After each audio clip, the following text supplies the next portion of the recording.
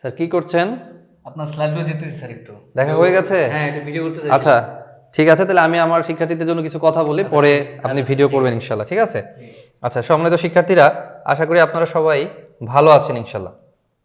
আমরা একটু পড়ে আসি। দেখেন, এটা রচনামূলক প্রশ্ন, এখানে সুন্দর করে উত্তর করা আছে।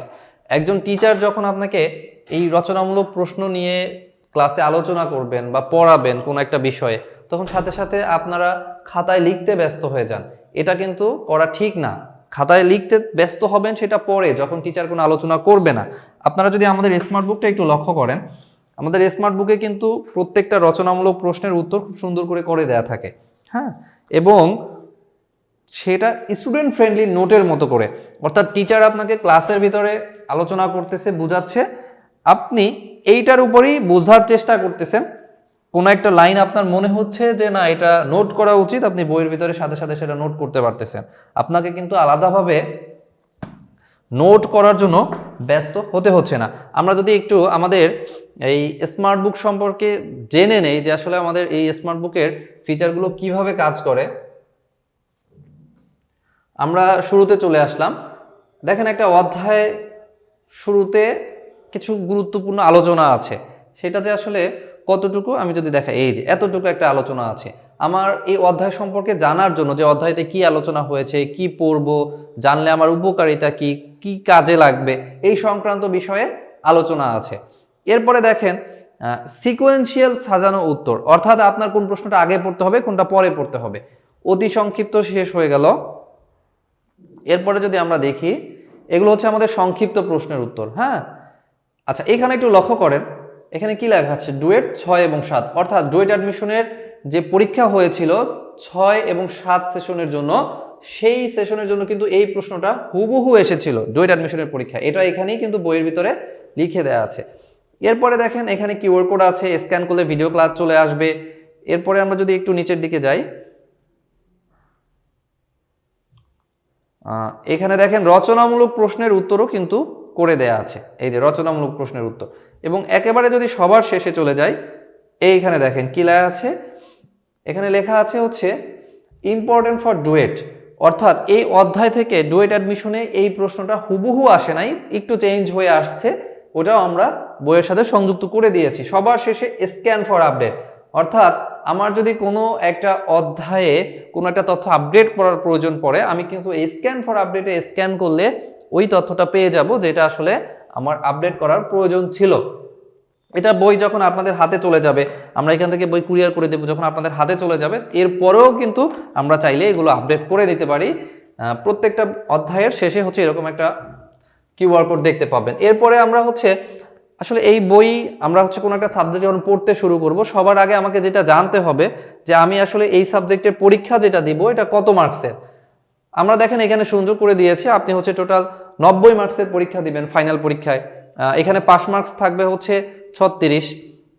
একইভাবে হচ্ছে আমরা কোন অধ্যায়টা গুরুত্বপূর্ণ, কোনটা আমাকে আগে পড়তে হবে এটা।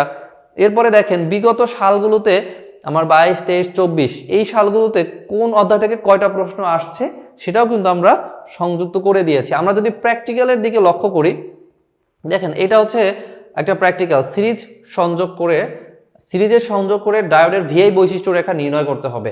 এই ডায়োডটা হচ্ছে সার্কিটের সাথে সিরিজে সংযুক্ত থাকবে এবং একটা ভিআই বৈশিষ্ট্য রেখা নির্ণয় করতে হবে। এই যে প্র্যাকটিক্যাল দেখেন খুব সুন্দর করে সাজানো গোছানো উত্তর।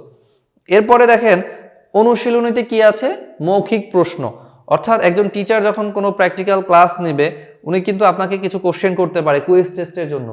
এই টাইপের কিছু প্রশ্ন এখানে দেয়া আছে যাতে করে আপনারা সহজে সেটা বুঝতে পারেন এবং উত্তর করতে পারেন।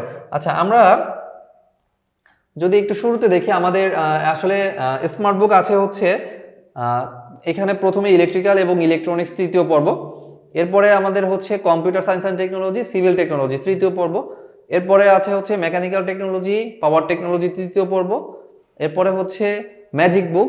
ওই আগে যেগুলো হচ্ছে আমরা স্মার্ট বুক দেখেছি সেম একইভাবে হচ্ছে আমাদের সবগুলো ম্যাজিক বুক আছে।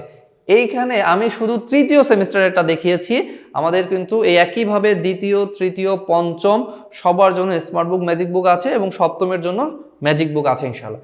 আচ্ছা, এখানে দেখেন ডায়মন্ড প্ল্যান একটি সেমিস্টার, একজন শিক্ষার্থী আসলে বেস্ট কোয়ালিটির সার্ভিস কিভাবে পাবে, এটার একটা নমুনা চার্ট এখানে দেয়া আছে।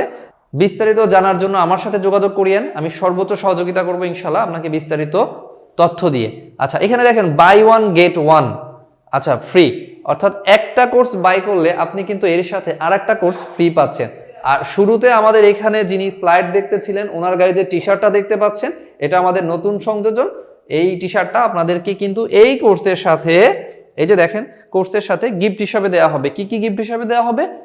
একটা কোর্স তো আপনি ফ্রি পাচ্ছেনই, এরপরে একটা স্মার্ট বুক পাবেন।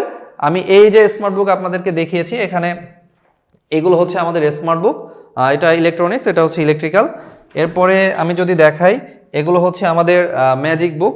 আমি যদি একটু ম্যাজিক বুকের থিকনেসটা আপনাকে দেখাই, ম্যাজিক বুকের থিকনেসটা হচ্ছে স্মার্ট বুকের তুলনায় কতটুকু দেখেন একটু।